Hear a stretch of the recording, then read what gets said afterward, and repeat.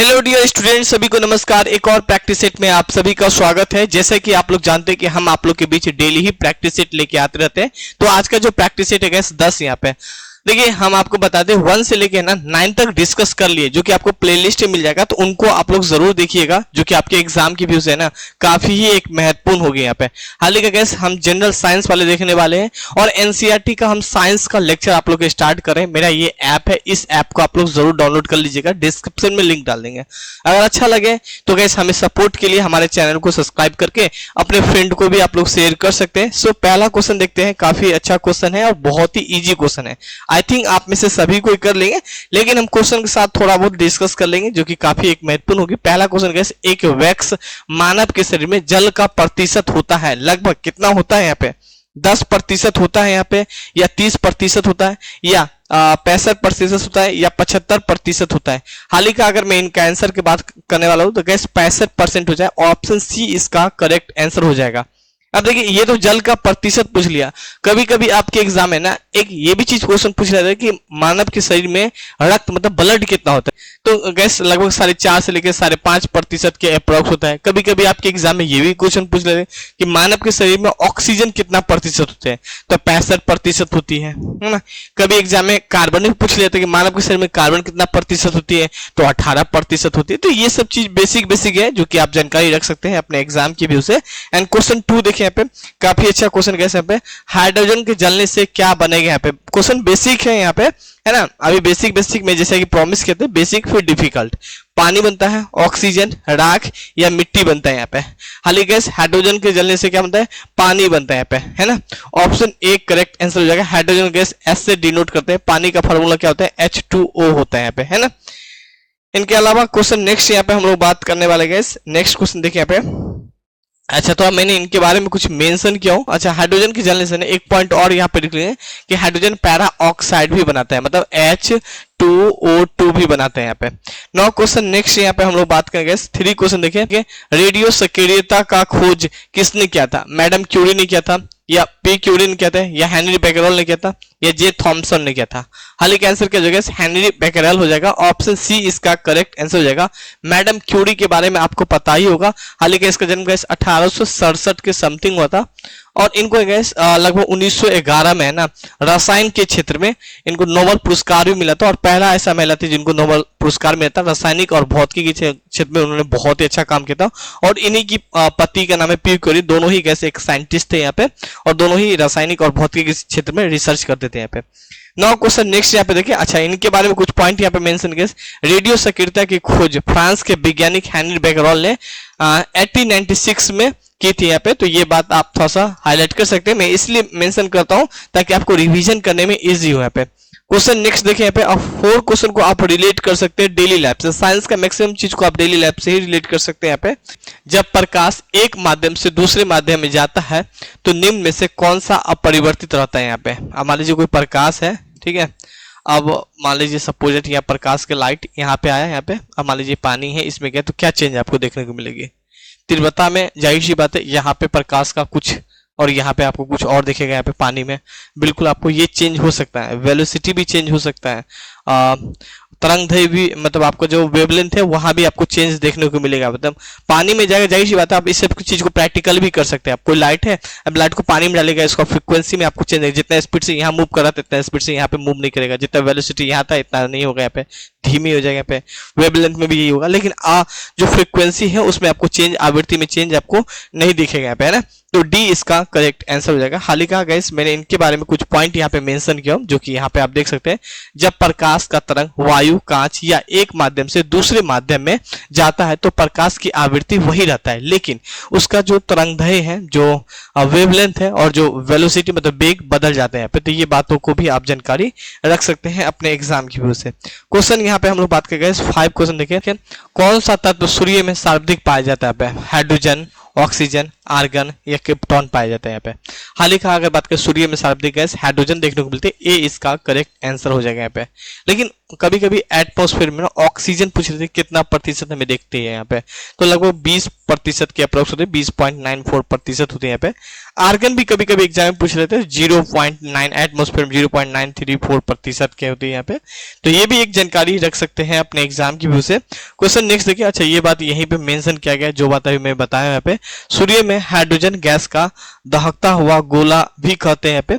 इसमें हाइड्रोजन का प्रतिशत बताएंगे, लगभग 71% होती है। तो ये भी एक आप जानकारी रख सकते हैं अपने एग्जाम की व्यू से। क्वेश्चन नेक्स्ट यहाँ पे हम बात करें 8 क्वेश्चन देखिए। वायुयानों में टायरों में भरने में निम्न गैसों का प्रयोग किया जाता है। जो आप एरोप्लेन वगैरह लैंडिंग करते हो वहां पे टायर निकलता है, वो मूव होता है, तो उसमें कौन सा गैस भरा होता है यहाँ पे? जैसे कि गैस हाइड्रोजन भरा होता है यहाँ पे, नाइट्रोजन भरा होता है यहाँ पे, हाइड्रोजन गैस बोलते हैं, नाइट्रोजन को बोलते हैं, ठीक है, N2 बोलते थे, हीलियम He बोलते हैं यहाँ पे, नियॉन भरा होता है। तो कौन सा भरा होता है यहाँ पे? हाल ही का अगर मैं इनका आंसर की बात करूँ, ये ऑप्शन 5 नहीं होगा यहाँ पे, है ना, 4 ही ऑप्शन होगा। हालिका गैस नाइट्रोजन होती है, बी इसका करेक्ट आंसर हो जाएगा यहाँ पे। बहुत ही बेसिक क्वेश्चन यहाँ पे, और ये बात यहाँ भी मेंशन किया गया है यहाँ पे। हालिका वायुयान के टायरों में नाइट्रोजन गैस भरी होती है क्योंकि नाइट्रोजन गैस ज्यादा निष्क्रिय होती है, जिसका अर्थ होता है किसी इसे अन्य पदार्थों के साथ प्रतिक्रिया करने के लिए अधिक ऊर्जा की आवश्यकता होती है यहाँ पे, है ना। नौ क्वेश्चन नेक्स्ट यहाँ पे हम लोग बात करने लगे। 7 क्वेश्चन देखें यहाँ पे। कीटों के वैज्ञानिक अध्ययन को क्या कहते हैं यहाँ पे?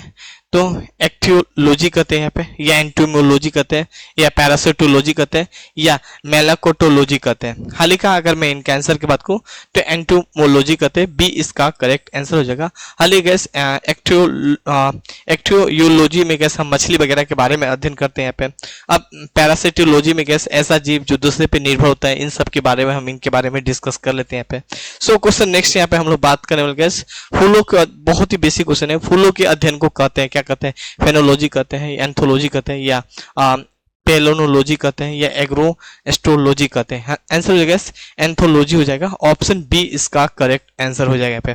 नाउ गाइस क्वेश्चन नेक्स्ट यहाँ पे हम लोग बात करने वाले हैं 9 क्वेश्चन देखें। जेनेटिक्स निम्न में से किसका अध्ययन होती है यहाँ पे? मेंडलव का नियम का होते हैं यहाँ पे, या जैव विकास का होते हैं, या डीएनए संरचना का होते हैं, या आनुवांशिक और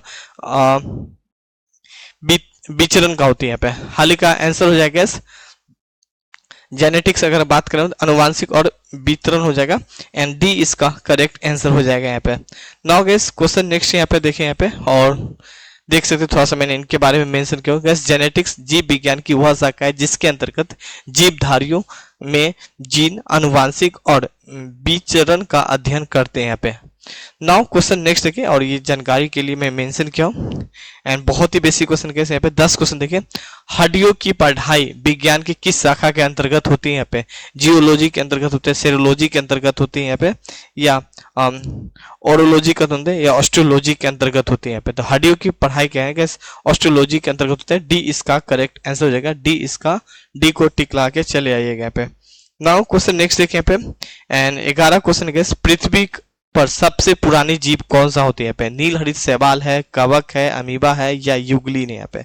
अब सबसे पुरानी पूछ रहे हैं यहाँ पे, तो नील हरित शैवाल है, ए इसका करेक्ट आंसर हो जाएगा। हाल ही का मैंने थोड़ा सा नील हरित शैवाल का इमेज यहाँ पे सेट किया हूँ, हाल ही का इनके बारे में कुछ पॉइंट यहाँ पे मेंशन किया हूँ। पृथ्वी पर सबसे पुराने जीव नील हरित शैवाल है, और ये प्रथम जीव है जिन्होंने सूर्य के प्रकाश एवं जल के प्रयोग से भोजन का निर्माण करना प्रारंभ किया है। तो ये भी एक जानकारी रख सकते हैं अपने एग्जाम की व्यू से। क्वेश्चन नेक्स्ट यहाँ पे हम लोग बात करें 12 क्वेश्चन देखिएगा यहाँ पे।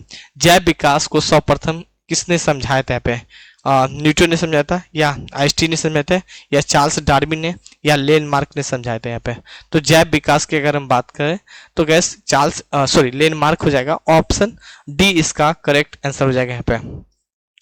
नाउ यहाँ पे देख सकते हैं इन्हीं के बारे में कुछ पॉइंट यहाँ पे मेंशन किया है। जैव विकास का परिकल्पना पर पहली बार तर्क संगत का सिद्धांत फ्रांसीसी जैव वैज्ञानिक जीव डी लैंडमार्क ने प्रस्तुत किया था। कब किया था? तो 1909 में किया था, और उनकी एक बुक थी इसके द्वारा प्रस्तुत किया था यहाँ पे, फिलोसफी जियोलॉजिक में छापा था यहाँ पे। तो एक जानकारी के रूप में ये भी चीज मेंशन कर सकते हैं यहाँ पे। क्वेश्चन 13 यहाँ पे हम लोग बात करेंगे विकासवाद का सिद्धांत का प्रतिपादन क्या था यहाँ पे? तो स्पेंसर ने किया था, डार्विन ने किया था, या वाल्सेस ने किया था, या हैक्सेल ने किया था? तो हो जाएगा डार्विन हो जाएगा, बी इसका करेक्ट आंसर हो जाएगा।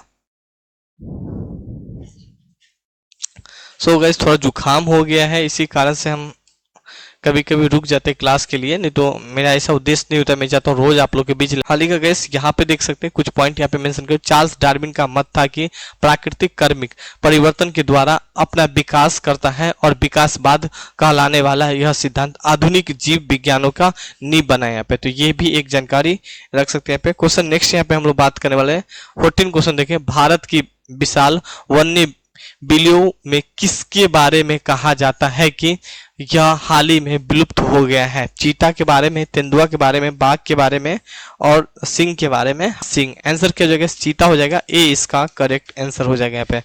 क्वेश्चन नेक्स्ट यहाँ पे हम लोग बात करने वाले हैं 15 क्वेश्चन देखेंगे। सांपों के विष के जानकारी प्राप्त करना कहलाता है, क्या कहलाता है? तो सैपोटोलॉजी कहलाता है यहाँ पे, या ऑर्निथोलॉजी कहलाता है यहाँ पे। ऑप्शन एक देखिए, हेपेटोलॉजी कहलाता है यहाँ पे। ऑप्शन में एक्टियोलॉजी कहलाता है यहाँ पे। आंसर क्या हो जाएगा? ए इसका करेक्ट आंसर हो जाएगा यहाँ पे, है ना। सो नेक्स्ट क्वेश्चन देखिए यहाँ पे। नेक्स्ट क्वेश्चन देखिए, भारत में मेहरानागढ़ में से कौन सा प्राचीन साक्ष्य प्राप्त हुआ है? पशुपालन, कृषि, उद्योग, ए प्लस बी, दोनों ही कुछ प्राप्त हुआ है। हाल ही का हिस्ट्री का क्वेश्चन है, तो हिस्ट्री में इसके डिस्कस करेंगे, लेकिन हम एक्सप्लेनेशन में इनके बारे में कुछ मेंशन कर रहे थे। एक्सेप्शनल में एक क्वेश्चन आ गया यहाँ पे। सो क्वेश्चन नेक्स्ट देखिए, मस्तिष्क जिम्मेदार है किसके लिए? सोचने के लिए, बिल्कुल जिम्मेदार है यहाँ पे। हृदय की गति नियंत्रण के लिए, बिल्कुल जिम्मेदार है यहाँ पे। शरीर को संतुलन के लिए, बिल्कुल जिम्मेदार है। उपयुक्त में से तीनों ही हो जाएगा, डी इसका करेक्ट आंसर हो जाएगा यहाँ पे। क्वेश्चन नेक्स्ट यहाँ पे हम लोग बात करें 18 क्वेश्चन, आयोडीन की कमी से क्या होता है? यहाँ पे बेसिक क्वेश्चन है, शायद लास्ट क्लास में हम बताए भी थे। रतौंधी होता है, कर्क रोग होता है, घेंगा रोग होता है। बिल्कुल कैसे घेंगा रोग होता है, सी इसका करेक्ट आंसर होगा, डी नहीं होगा पे। क्वेश्चन नेक्स्ट देखिए, अच्छा यही बात यहाँ पे मेंशन किया गया, थायराइड हार्मोन के उत्पादनों के लिए आयोडीन नामक तत्व की आवश्यकता होती है यहाँ पे, और शरीर में आयोडीन की कमी से थायराइड ग्रंथियों में वृद्धि हो जाती है और आयोडीन की कमी से घेंगा रोग भी हो जाती है। तो ये एक जानकारी रख सकते हैं यहाँ पे। क्वेश्चन नेक्स्ट यहाँ पे हम लोग बात करेंगे 19 क्वेश्चन है, प्रकाश की गति किसके बीच जाते हुए न्यूनतम होती है? जो प्रकाश की गति है, जैसे कि अगर निर्वात में बात करें तो बहुत ही स्पीड से काम करती है। न्यूनतम पूछ रहा है, कांच में, जल में, निर्वात में या वायु में? हाल ही का आंसर क्या हो जाएगा यहाँ पे? कांच हो जाएगा, ए इसका करेक्ट आंसर हो जाएगा यहाँ पे। नौ गाइस यहाँ पे देख सकते हैं कुछ पॉइंट मेंशन किया यहाँ पे, क्यों? जिस वस्तु या पदार्थ पे अपवर्तनांक ज्यादा होता है उसमें प्रकाश की गति न्यूनतम होती है। कांच, निर्वात, जल, वायु में कांच के जो अपवर्तनांक है सबसे ज्यादा होती है, इसीलिए प्रकाश की गति कांच में न्यूनतम होती है यहाँ पे। क्वेश्चन 20 देखें यहाँ पे, लेंस की शक्ति मापी जाती है, बेसिक क्वेश्चन है, कल हम इनके बारे में चर्चा किए थे यहाँ पे। तो डायोप्टर में मापी जाती है, ए इसका करेक्ट आंसर हो जाएगा, कल बता दिए थे। मतलब बी, सी और डी नहीं होगा। तो 20 क्वेश्चन ही हम आप लोग के बीच डेली लेके आते हैं। एक्चुअली थोड़ा सा सीजन चेंज हुआ है तो गैस जुकाम वगैरह का भी प्रॉब्लम हो रहा है, जो जिसके कारण से हम आप लोग के बीच थोड़ा सा कल क्लास लेके नहीं आए थे, लेकिन अब हम रेगुलर आप लोग के बीच लेके आएंगे। मॉर्निंग में जो भी आपका जीएस वाला पार्ट है वो उनको भी आप लोग जरूर देखिएगा। सो अच्छा लगे तो हमें सपोर्ट के लिए हमारे चैनल को सब्सक्राइब कीजिएगा। Thank you.